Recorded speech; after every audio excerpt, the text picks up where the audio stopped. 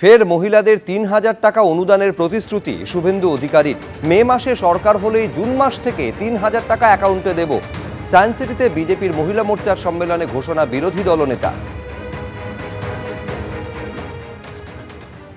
শুনলে অবাক হয়ে যাবেন, যারা প্রত্যেক দিন বলেন কেন্দ্র আমাদের কিছু দেয় না।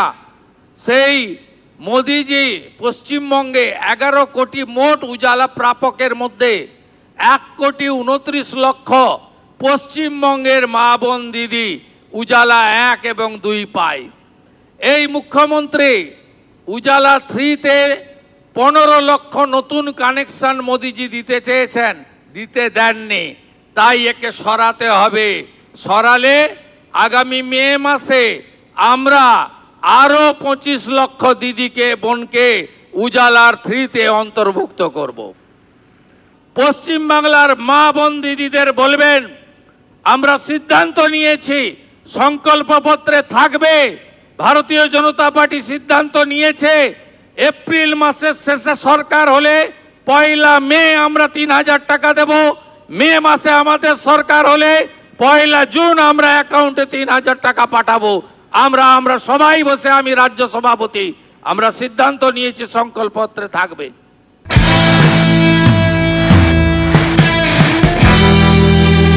শুধু আশ্বাসে চিড়ে ভেজে কি? তাই তাদের বিশ্বাস প্রতিশ্রুতি শ্রুতিমধুর হতেই পারে, তবে লিস্ট মাস্ট টেস্ট কিন্তু মাস্ট।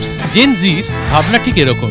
এবারে নির্বাচনের ঠিক আগে চৌরঙ্গী এলাকার তরুণ প্রজন্মরা ঠিক কি ভাবছে, চলুন তাদের মুখ থেকে একবার ভালো করে শুনে নেওয়া যাক। জেনে নিন জেন জি বলছে কি।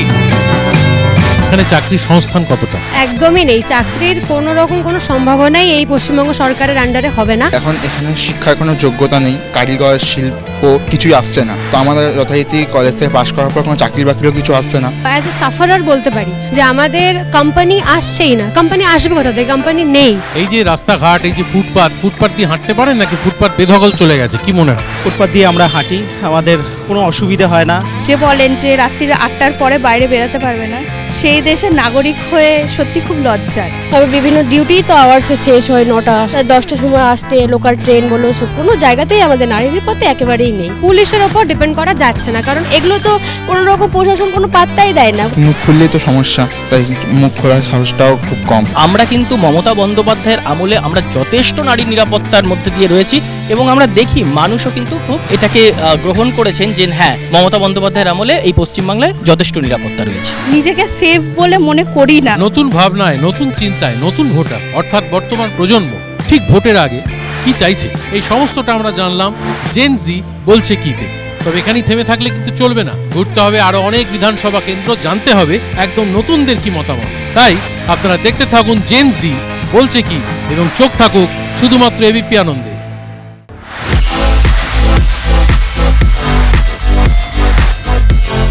স্বপ্ন তো অনেক থাকে, কিন্তু সব স্বপ্ন কি পূরণ হয়?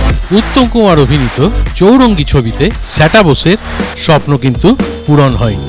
চৌরঙ্গী সিনেমার প্রসঙ্গটা মাথায় এলো তার কারণ আজ আমি চৌরঙ্গী বিধানসভায় রয়েছি। এখানকার বাসিন্দাদের জীবনে কতটা সুখ আর কতটা অলীক সুখ সেটাই জানবো নির্বাচনের ঠিক আগে।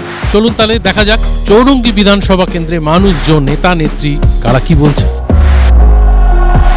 নারী নিরাপত্তা কি অবস্থায় রয়েছে? নারী নিরাপত্তা বলে কিচ্ছু নেই। রাত্রেবেলা 8টা 8:30টার পর রাস্তায় বেরোনোটা সত্যি একটু দুর্বিষহ। নিরাপত্তা বেড়েছে, কারণ আমরা নিজেরাও অনেক রাত অবধি কাজে কর্মে কোথাও হসপিটালে যেতে হলে, কারোর অসুখ হলে বা নিজেরও তো বয়স বাড়ছে, একটু শরীর খারাপ হয়, যাই হসপিটালে, একাই চলে যায়। এখানে প্রচুর ব্যবসায়ী, এখানে প্রচুর দোকানপাট ইত্যাদি। তো এখানে অগ্নি নির্বাপন ব্যবস্থাটা কিরকম বলে আপনারা লোকাল রেসিডেন্ট হিসেবে মনে করছেন? কারণ অনেকগুলো অগ্নিকাণ্ড হয়েছে ইদানিংকালে আমরা দেখেছি। সেই বিষয়ে একদমই উদাসীন প্রশাসন, এটা আমি এক কথা বলতে পারি। আগুন লাগছে, জ্বলছে, ভস্মীভূত হয়ে যাচ্ছে, মানুষ মরছে, কিন্তু কোনো তাপ উত্তাপ নেই, না কর্পোরেশনের, না পুলিশের, না দমকলের। যে মানুষের যে ন্যূনতম যে বিপদের যে আশঙ্কা, অগ্নি নির্বাপক ব্যবস্থা বলতে কিছু নেই। সবসময় তো কেএমসির পক্ষে সম্ভব নয় যে সবকিছু খুঁজে বার করা। ধরুন এই অগ্নিকাণ্ড যে হয় না তা না, প্রচুর অগ্নিকাণ্ড হচ্ছে।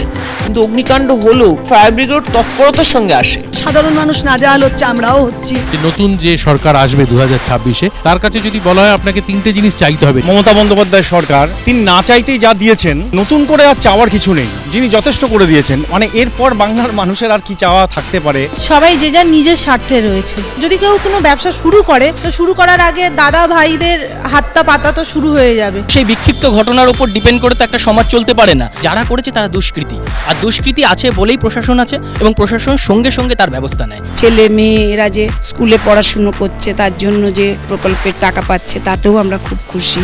এখন তো বিশেষ করে লক্ষ্মীর ভাণ্ডারে সত্যি খুব খুশি। দেখুন, আমাদের ফ্যামিলি থেকেও এরকম ধরনের কেউ ভাবেনি যে আমরা হাত খরচা পাবো। প্রচুর দুষ্কৃতিরাজ বেড়ে গেছে, কলেজে কলেজে তোলাবাজিগুলো চলছে।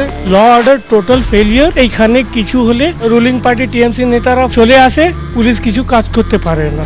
রাজনৈতিক ইতিহাসের দিক থেকে পশ্চিমবঙ্গের অন্যতম গুরুত্বপূর্ণ বিধানসভা কেন্দ্র হলো এই চৌরঙ্গি। 1962 সালে শ্রী বিধানচন্দ্র রায় এই কেন্দ্র থেকেই কিন্তু বিধায়ক হয়েছিল। সিদ্ধার্থ শঙ্কর রায় 3বার জিতেছিলেন এই চৌরঙ্গি থেকে। 1993 সালে অভিনেতা শ্রী অনিল চট্টোপাধ্যায় বাম সমর্থিত নির্দল প্রার্থী হিসেবে এই চৌরঙ্গি থেকে ভোটে দাঁড়ান এবং জিতেও যান তিনি। সেই একবারই কিন্তু এই কেন্দ্রটি বামেদের দখলে গিয়েছিল। 2001 থেকে 2021 টানা চৌরঙ্গিতে কিন্তু তৃণমূল তাদের দখলে রেখেছে। 2014 উপনির্বাচনের পর 2016 আর 2021 নির্বাচনে টানা জয়ী হয়েছেন নয়না বন্দ্যোপাধ্যায়। কয়েকটা অভিযোগ আছে, এক হচ্ছে তোলাবাজি, চাঁদা, জুলুম, তোলাবাজদের জুলুম। যারা এইসব বলে বেড়াচ্ছে তারাই বেশি কাজগুলো করে বেড়ায়। নারী নিরাপত্তা এখানে ঠিক মতো নেই। রাত্রের পরে নারীরা স্বাধীনভাবে ঘুরতে পারছে না, সেফলি থাকতে পারছেন না। বুক ফাটে তবু মুখ ফোটে না। এখন তবুও মায়েরা মেয়েরা বেরিয়ে বলছেন তাদের উপর অত্যাচারের কথা। নারী নিরাপত্তা আমাদের মনে সেফেস্ট সিটি ইন ইন্ডিয়া এসছে, 1 নম্বরে আমরা আছি। গত বছর একটি ভার্চুয়াল সাংগঠনিক বৈঠকে অভিষেক বন্দ্যোপাধ্যায় বলেছিলেন যে চৌরঙ্গি বিধানসভার দিকে তৃণমূল নেতাদের একটু বিশেষ নজর দেওয়া প্রয়োজন। 2-3টি ওয়ার্ড এবং বিশেষ সম্প্রদায়ের মানুষের ভোট ছাড়া তো সব জায়গায় হেরেছে, সবকটা ওয়ার্ডে হেরেছে। বিজেপির বড় মেজো সেজো ছোট এমন ভাষা বলছে খালি টিভির পর্দায় আসার জন্য, নাথিং মোর দেন দ্যাট। এখানে এই একটাই তো শিল্প চলছে, সেটা হচ্ছে ইলিগ্যাল বাড়ি আর সাপ্লায়ার সব ওদের লোকজন। তৃণমূল কংগ্রেস এবং পুলিশের একসাথে এরা এইভাবে বেআইনি নির্মাণ করে। মানুষ যদি বলতে যায় তাদের উপর গুন্ডা বাহিনী এসে অত্যাচার করে। এটা বানিয়ে বানিয়ে বলে, কিন্তু এখানে এসবের কোনো ব্যাপারই নেই। এইরকম মানুষদের দিয়ে কিন্তু আর যাই হোক মানুষের কল্যাণ হয় না। তো আমাদের নেত্রী বলে যে কিছু উত্তর দিবি না, কাজ করে যা, চুপ করে থাক। এটা তো মিক্সড ফ্রাইড রাইস তৃণমূলটা। নকশাল পাবে, আরএসপি পাবে, ফরওয়ার্ড ব্লক পাবে, সিপিএম পাবে, কংগ্রেস পাবে। বিজেপির লোকেরাও বিজেপিকে ভোট দেবে না। খালি সবাই আমাকে বলছে দেখিয়ে क्या परेशानी में है। আমার চৌরঙ্গি সফর এখনকার মতো শেষ, কিন্তু এখানেই থেমে থাকলে চলবে না। আমাদের ঘুরে দেখতে হবে আর অনেক বিধানসভা কেন্দ্র। তাই আপনারা দেখতে থাকুন তারকার চোখে তারকা কেন্দ্র এবং চোখ থাকুক এবিপি আনন্দ। এবিপি আনন্দ, এগিয়ে থাকে, এগিয়ে রাখে।